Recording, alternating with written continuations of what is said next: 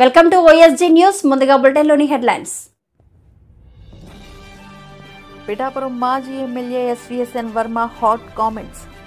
వచ్చే ఖరీఫ్ నుంచి 48 గంటల్లోనే నగదు జమ. వైసీపీకి మరో దారుణమైన ఓటమి తప్పదు. ప్రతిపక్ష నేత రాహుల్ గాంధీ కామెంట్స్ చేసిన కేంద్ర మంత్రి బండి సంజయ్. పేదల అసైన్డ్ భూములను కబ్జా చేసిన వైసీపీ రాబందులు. భూమి మీద ప్రప్రథమంగా మొదలైన వృత్తి వ్యవసాయం. వైసీపీకి మరో దారుణమైన ఓటమి తప్పదు. ఎమ్మెల్సీ ఎన్నికల నేపథ్యంలో తెలుగు శక్తి అధ్యక్షుడు బివి రామ్ కూటమి తరపున ఒకవేళ అభ్యర్థులు నిలబెట్టుకోడే పోటీ నేను పోటీ చేస్తా, కూటమి మద్దతుతో గెలుపు బావుట ఎగరవేస్తా అని అన్నారు. హృదయపూర్వక నమస్కారాలు.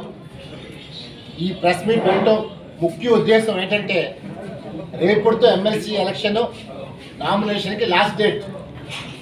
నేను ఇప్పటికే నిన్న ఎన్డీఏ కూటమి ఒకవేళ అభ్యర్థి పెట్టని పక్షంలో నేను పోటీ చేస్తాను, ఇండిపెండెంట్ అభ్యర్థిగా అని చెప్పడం జరిగింది. ఎందుకంటే ఇది విశాఖపట్నం ఎమ్మెల్సీ. ఇక్కడ స్థానిక కార్పొరేటర్లు అనకాపల్లి, నర్సీపట్నం, అరకు ప్రాంతాల్లో 838 ఓట్లు ఉన్నాయి.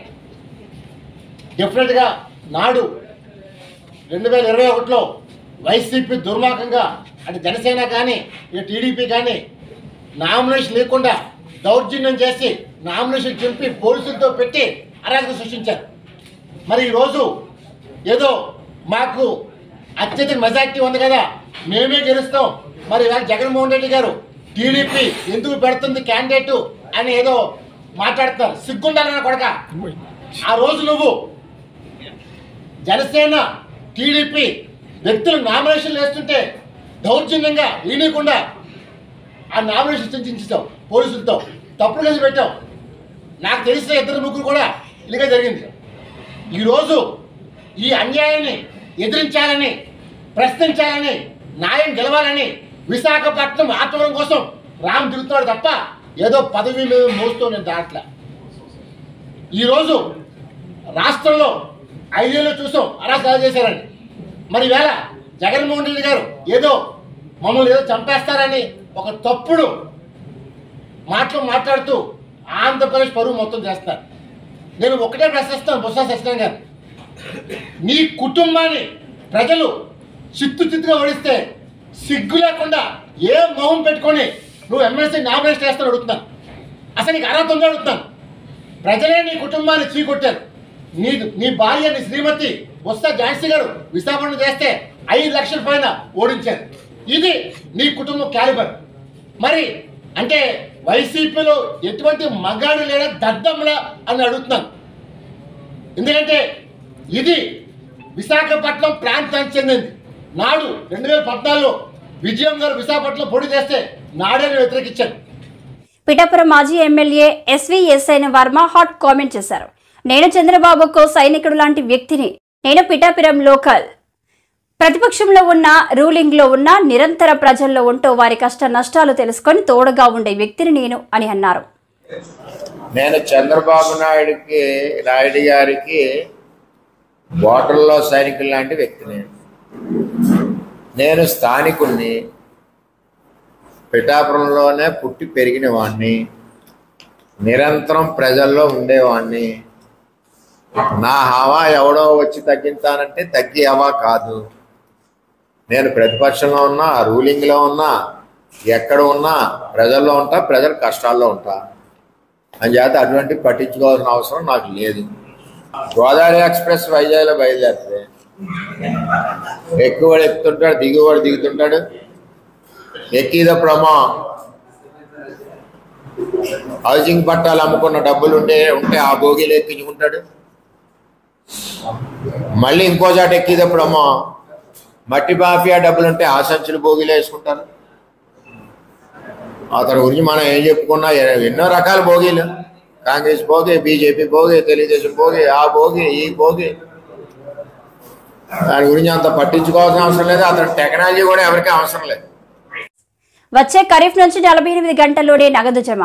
మంత్రి నాదెండ్ల మనోహర్ వ్యవసాయాన్ని కాపాడుకోవాల్సిన బాధ్యత అందరిపైన ఉందని ఏపీ పౌర సరఫరాల శాఖ మంత్రి నాదెండ్ల మనోహర్ అన్నారు. ఏలూరులో రైతులకు ధాన్యం బకాయిల చెక్కులు పంపిణీ కార్యక్రమంలో ఆయన మాట్లాడారు.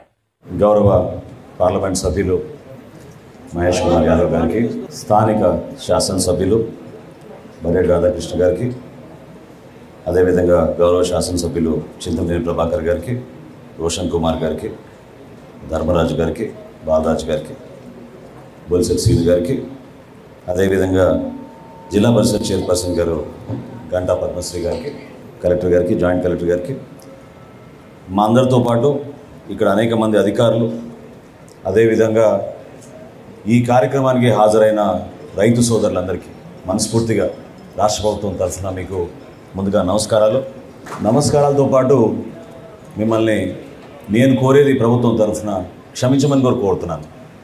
ఎందుకంటే మీరు పడిన కష్టాలు, పంట పండించడంలో మీరు ఎదుర్కొన్న అనేక సందర్భాల్లో ప్రభుత్వం నుంచి వైఫల్యాలను కూడా మీరు చూసి ఆ ఇబ్బందిని తట్టుకుని తరతరాలుగా మీరు మన జిల్లాకి మంచి పేరు వచ్చేటట్టు మీరు కష్టపడతానే ఉన్నారు. గత ప్రభుత్వం రైతాంగాన్ని సంక్షోభంలో నెట్టేసింది.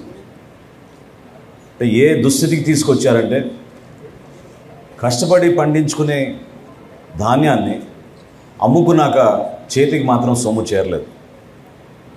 ప్రభుత్వం పైన ఒక భరోసాతో, ఒక నమ్మకంతో ప్రభుత్వం అనేక నిబంధనల్ని పాటించమని మీకు చెప్పినప్పుడు మీరు ఎక్కడ కూడా దాన్ని పొరపాటు చేయకుండా ప్రభుత్వ నిబంధనల మేరకే మీరు కష్టపడి పండించిన ధాన్యాన్ని తీసుకెళ్ళి కొనుగోలు చేస్తుంటే అక్కడ కూడా అనేక సందర్భాల్లో మీరే చూశారు, మేము చూసాం ఏ విధంగా అక్రమాలు జరిగిపోయినాయి.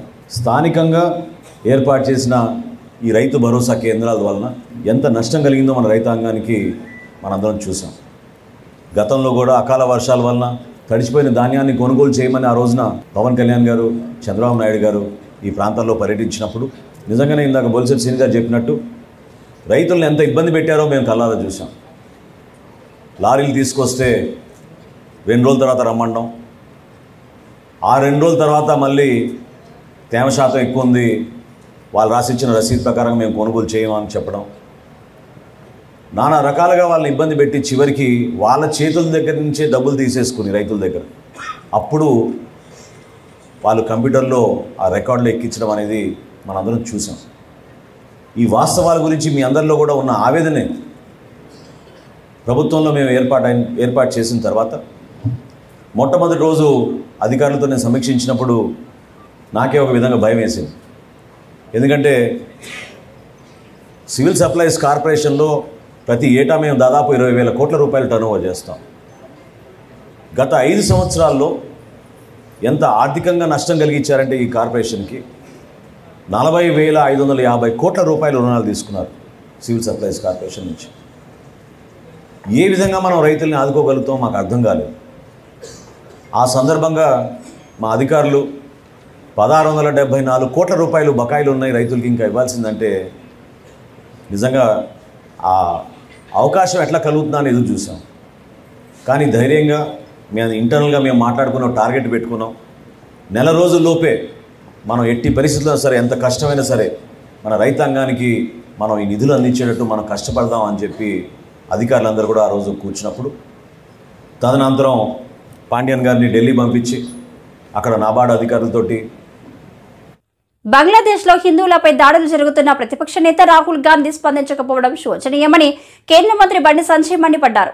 కరీంనగర్లో నిర్వహించిన హర్ఘర్ తిరంగ యాత్రలో పాల్గొన్న సందర్భంగా ఆయన మాట్లాడుతూ భారత జాతి యొక్క ఐక్యతను ప్రదర్శించాలి, భారతీయులు అందరము ఒక్కటైనటువంటి విధానాన్ని, ఒక నినాదాన్ని ప్రపంచానికి చూపాలని చెప్పి ఒక ఆలోచనతో ఈరోజు ఈ కార్యక్రమాన్ని నిర్వహిస్తూ ఉన్నాం. ఈ దేశంలోని తెలంగాణ రాష్ట్ర యువతకు అప్పీల్ చేస్తూ ఉన్నా, మీ డీపీలు వెంటనే మార్చండి. ప్రతి యువత మీ డీపీ లోపల మహనీయుల ఫోటోలు పెట్టండి. జాతీయ పతాకాన్ని మీ డీపీలుగా ఇవాళ వెంటనే పెట్టుకోండి. ప్రతి ఒక్క యువకుడు 15th ఆగస్ట్ రోజు ప్రతి భారతీయుడు కూడా మీ ఇంటిపైన మువ్వన్నర జెండా ఎగరేయండి. సోషల్ మీడియా ద్వారా మీ యొక్క దేశభక్తిని చాటండి. భారతీయ జనతా యువమోర్చా చేసిన కార్యక్రమంలో అందరూ భాగస్వామ్యం కావాల్సిందిగా మేము అందరికీ విజ్ఞప్తి చేస్తున్నాం. దానిలో భాగంగానే ఈరోజు కరీంనగర్లో భారతీయ జనతా యువమోర్చా ఆధ్వర్యంలో ఈ తిరంగా యాత్ర మేము నిర్వహిస్తూ ఉన్నాం. ఇక్కడే ఉండదు. ఏది ఉన్నా అట్లా ఉన్నప్పుడు ఇక్కడ ప్రజలు అలర్ట్గా ఉండాల్సిన అవసరం ఉంది, ప్రభుత్వాన్ని సహకరించాల్సిన అవసరం ఉంది. అన్ని విషయాలను కేంద్ర ప్రభుత్వం పరిశీలిస్తున్నది. ఏ విధంగా చర్యలు తీసుకోవాలో, ఏ విధంగా ఆదుకోవాలో దాని తగ్గట్టుగా ప్రభుత్వం ఆలోచిస్తున్నది. ధన్యవాదాలు.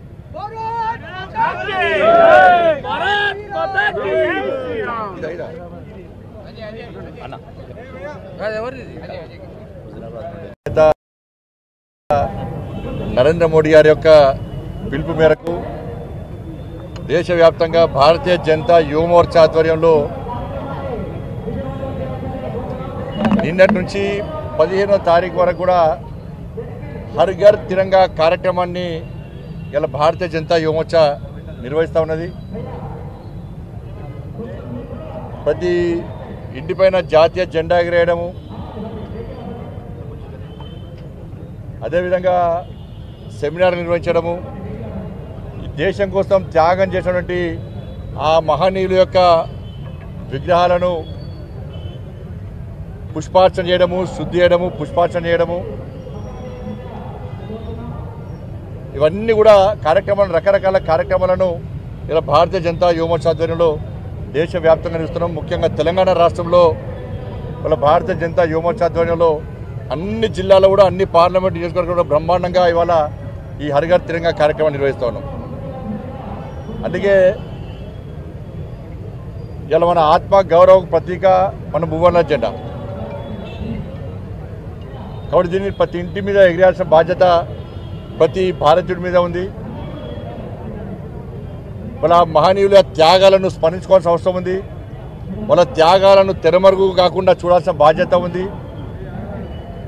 ఇన్ని సంవత్సరాలు ఈ దేశాన్ని పాలించినటువంటి కాంగ్రెస్ పార్టీ, బాబాసాహెబ్ అంబేద్కర్ గారు ఒక గొప్ప మనసుతో, ఒక గొప్ప ఆలోచనతో, మహోన్నతంగా ఒక గొప్ప రాజ్యాంగాన్ని అందించినటువంటి మహనీయుడు బాబాసాహెబ్ అంబేద్కర్ గారు. కానీ కాంగ్రెస్ పార్టీ ఈ దేశ స్వాతంత్ర్యాన్ని కేవలం నెహ్రూ కుటుంబానికి మాత్రమే లాభం జరిగే విధంగా, నెహ్రూ కుటుంబ భజన చేయడమే లక్ష్యంగా కాంగ్రెస్ పార్టీ ఇన్ని రోజులు ఈ దేశంలో వివరించింది. చరిత్రను తెరమరుగు చేసే ప్రయత్నం కాంగ్రెస్ పార్టీ చేసింది. అందుకే భారతీయ జనతా పార్టీ ఎట్టి పరిస్థితుల్లో చరిత్రను తెరమరుగు చేసే ప్రసక్తి లేదు. మహనీయుల చరిత్రను రాబోయే తరాలకు తరతరాలు ఉండాలని చెప్పి ఒక ఆలోచనతో ఇవాళ ఈ కార్యక్రమాన్ని తీసుకోవడం జరిగింది. మరి ఈ పరిస్థితుల్లో మహనీయుల త్యాగాల గురించి సెమినార్ నిర్వహించడం, మహనీయుల త్యాగాలను సమాజానికి చూపెట్టే ప్రయత్నం చేస్తా ఉన్నాం. కానీ కాంగ్రెస్ పార్టీ ఏ రోజు కూడా ఇటువంటి కార్యక్రమం నిర్వహించలేదు. ఈ దేశాన్ని వర్గాల పేరుతోని, మతాల పేరుతోని, ప్రాంతాల పేరుతోని ఈ దేశాన్ని చీల్చింది కాంగ్రెస్ పార్టీ. మైనార్టీ సంతుష్టీకరణ విధానం అవలంబిస్తూ చీల్చింది కాంగ్రెస్ పార్టీ. నెహ్రూ యొక్క అరాచకం వల్ల, నెహ్రూ యొక్క అనాలోచిత విధానాల వల్ల లక్షలాది మంది ఆ రోజు ప్రాణత్యాగం చేశారు. కోట్లాది మంది నెహ్రూ యొక్క అనాలోచిత విధానాలు. కానీ బాబాసాహెబ్ అంబేద్కర్ స్ఫూర్తిగా తీసుకొని ఈ దేశం నరేంద్ర మోడీ గారి పాలన కొనసాగుతున్నది. దానికి నిలువెత్తు నిదర్శనం 370 ఆర్టికల్ రద్దు. మన జమ్మూ కాశ్మీర్ భారతదేశంలో అంతర్భాగం అని చెప్పి కాంగ్రెస్ పార్టీ భావించకపోవడం వల్ల భూమి మీద ప్రథమంగా మొదలైన వృత్తి వ్యవసాయం. మనకు ఆహారాన్ని అందించే రైతును గౌరవించడం మన కర్తవ్యం. భూమిని, గాలిని, నీటిని, ఆహారాన్ని గౌరవించాలి. జేవి రత్నం, వ్యవస్థాపక కార్యదర్శి, గ్రీన్ క్లైमेट टीम एनजीओ। बच्चों के साथ, हम लोग के स्कूल के बच्चों के साथ किसान कैसे काम करते हैं यहाँ और कितना मेहनत करते हैं वो सब दिखाने आए हैं। ये हमारा किसान और खेत कितने जो बहुत अच्छा काम के साथ कर रहे हैं, वो मेहनत और वो लगन के साथ वो लोग को कैसे करते हैं, वो पूरा एक्सपीरियंस के साथ यहाँ पर हम लोग दिखाने आए हैं बच्चों को। तो बच्चे बहुत सीख रहे हैं, बहुत एंजॉय किए हैं, यहाँ के बहुत सीखे हैं। और उन्होंने साथ में किसान क्या बोलते हैं कि बोया भी है यहाँ पर बीज, तो बहुत हम लोग सीखे हैं। सो थैंक यू किसान। And I'm from grade 5C. We are here to do nature-based farming. They don't use any pesticides or fertilizers, and the crops are very healthy. eating this type of food is better than having fruits and vegetables with chemicals. Thank you. Pesticides అవి లేకుండా healthy food ఎలాగా farmers ఎలా చేస్తారో ఇది తినడం వల్ల ఈ organic food ఈ పెస్టిసైడ్స్ ఫెర్టిలైజర్స్ ఏమీ లేకుండా యూజ్ చేసిన ఫుడ్ తినడం వల్ల పిల్లలకి వాళ్ళ హెల్త్ ఎంత బాగా డెవలప్ అవుతుందో చెప్పడమే ఈరోజు ఒక ముఖ్య ఉద్దేశం. సో ఎప్పుడు కూడా ఆల్వేస్ ఆర్గానిక్ ఫార్మింగ్ అనేది చాలా మంచిది, వాళ్ళ హెల్త్కి చాలా మంచిది అని పిల్లలకి చూపించడానికి లైవ్గా చూపించడానికి ఇక్కడికి తీసుకురావడం జరిగింది. Namaste everyone. My name is Sharan Akshin and today we have gathered here to discuss about the topic natural farming. Natural farming is used without fertilizers, as you can see here. It's very good for health. Thank you. Farming. The food which we eat is a farmer's struggle. Don't waste even a small penny of rice and encourage this organic farming. Jai Kisan. मेरा नाम दिविजा है, मैं 5वीं कक्षा में पढ़ रही हूँ. हम इस जगह में हैं क्योंकि हमारा किताब में पाठ आखिर ही मिल गया दान. हम इस पाठ में समझाए कितना मेहनती किसान काम करते हैं और उसकी ज़रूरत क्या है हमारा वातावरण में. उसकी ज़रूरत है वो नहीं, किसान नहीं है हमको खाना नहीं मिलती. Namaste everyone, my name is Ananya and I am from grade 5A. Today we came here to learn about how hard the farmers are farming here and we should also help them out. పేదల assigned భూములను కబ్జా చేసిన YCP రాబందులు అని TDP MLC Bhumireddy Ram Gopal Reddy అన్నారు. ఆయన ఈ రోజు TDP కార్యాలయంలో మీడియాతో మాట్లాడారు. నియోజకవర్గంలో జరిగిన గృహ నిర్మాణంలో జరిగిన అవకతవకలపైన మీరు చర్చకు విచారణకు సిద్ధమని ప్రశ్నిస్తున్నా. పులివెందుల నియోజకవర్గం అంతా కాదు, పులివెందుల మున్సిపాలిటీ పరిధిలో మీరు నిర్మించ తలపెట్టిన జగనన్న మెగా లేఅవుట్లో జరిగిన అక్రమాలపైన మరిద్దరం ఎక్కడైనా కూడా పులివెందులలో అయినా సరే లేకపోతే తాడేపల్లిలో అయినా సరే ఎక్కడైనా సరే చర్చకు మన ఇద్దరం కూడా కూర్చొని మాట్లాడుకుందామని డిమాండ్ చేస్తూ ఉన్నా, సవాల్ చేస్తూ ఉన్నా. పులివెందుల మున్సిపాలిటీ పరిధిలో జగనన్న మెగా లేఅవుట్లో దాదాపు 8,456 గృహాలు మంజూరైతే ఇటీవల రాష్ట్ర ప్రభుత్వం జిల్లా కలెక్టర్ గారి ఆధ్వర్యంలో విచారణ చేయిస్తే దాదాపు 2,489 మంది లబ్ధిదారులు బోగస్ లబ్ధిదారులు అనర్హులని చెప్పి తేల్చడం జరిగింది. అంటే దాదాపు 175 కోట్ల రూపాయల స్కామ్ ఒక్క పులివెందుల మున్సిపాలిటీలో గృహ నిర్మాణ కాలనీలో జరిగిందంటే ఇక రాష్ట్ర వ్యాప్తంగా మిగిలిన 174 నియోజకవర్గాలలో ఎన్ని వేల కోట్ల రూపాయల స్కామ్ జరిగిందో ఒకసారి ఆలోచించాలని చెప్పి ఈ రాష్ట్ర ప్రజానీకానికి విజ్ఞప్తి చేస్తా ఉన్నా. పులివెందుల మున్సిపాలిటీలో 8,468 ఇళ్ళు మంజూరైతే వీరందరికీ కూడా దాదాపు ఏపీఐసికి చెందిన 250 ఎకరాల స్థలాన్ని తీసుకొని ఒక్కొక్క లబ్ధిదారునికి 1.5 సెంటు స్థలాన్ని ఇచ్చి రాష్ట్ర ప్రభుత్వమే కాంట్రాక్టర్లకు అప్పగించి గృహ నిర్మాణాలను నిర్మించేదానికి చేపట్టడం జరిగింది. దీనిలో జగనన్న మెగా లేఅవుట్లో 7,075 ఇళ్ళు మంజూరు చేస్తే దానిలో 1,675 మంది అనర్హులని తేలడం జరిగింది. అంటే దాదాపు 23.67% మంది లబ్ధిదారులు బోగస్ లబ్ధిదారులు వైకాపా నాయకులకు సంబంధించిన బినామీల పేర్లు పెట్టుకొని దొంగ పేర్లు పెట్టుకొని కోట్లాది రూపాయలు కాజేసిన సంగతి నిజం కాదా జగన్మోహన్ రెడ్డిని ప్రశ్నిస్తా ఉన్నా. అంతేకాకుండా సొంత స్థలాలు ఉన్నాయని చెప్పి గృహాలు మంజూరు చేసుకునేదానికి దరఖాస్తు పెట్టుకున్న వారు 1,318 మంది ఉంటే వారిలో గతంలో ఇల్లు ఉన్నవారు పెద్ద పెద్ద భవంతులు ఉన్నవారు కోటీశ్వర్లు దాదాపు 732 మంది దొంగ లబ్ధిదారులు అని చెప్పి తేలిన విషయం వాస్తవం కాదా? అంటే దాదాపు 55.5% మంది తమకు ఇల్లు ఉన్నా తమకు సొంత స్థలాలున్నా తమకు పెద్ద పెద్ద భవంతులున్నా దొంగ పేర్లు పెట్టుకొని ప్రభుత్వ డబ్బును కాజేసేదానికి మీ కార్యకర్తలు ఇండ్లను మంజూరు చేసుకున్న విషయం వాస్తవమా కాదా జగన్మోహన్ రెడ్డిని ప్రశ్నిస్తా ఉన్నా. అంతేకాకుండా రాజీవ్ గాంధీ కాలనీలో 75 ఇళ్లను మంజూరు చేశారు. దానిలో 17 మంది బోగస్ లబ్ధిదారులని తేలిన విషయం వాస్తవమా కాదా జగన్మోహన్ రెడ్డి ప్రశ్నిస్తున్నా. అంటే దాదాపు అక్కడ 22.6% బోగస్ లబ్ధిదారులుగా తేలడం జరిగింది. అంతేకాకుండా గతంలో ఇండ్లు మంజూరై ఇండ్లు కట్టుకున్నా మళ్ళీ రెండోసారి ఇళ్లను మంజూరు చేసి దాంట్లో దాదాపు 65 మంది బోగస్ లబ్ధిదారులు తేలిన విషయం వాస్తవమా కాదా జగన్మోహన్ రెడ్డి అడుగుతా ఉన్నా. దాదాపు 8,468 ఇళ్లలో 2,489 మంది లబ్ధిదారులు బోగస్గా తేలడం జరిగింది. ఇవన్నీ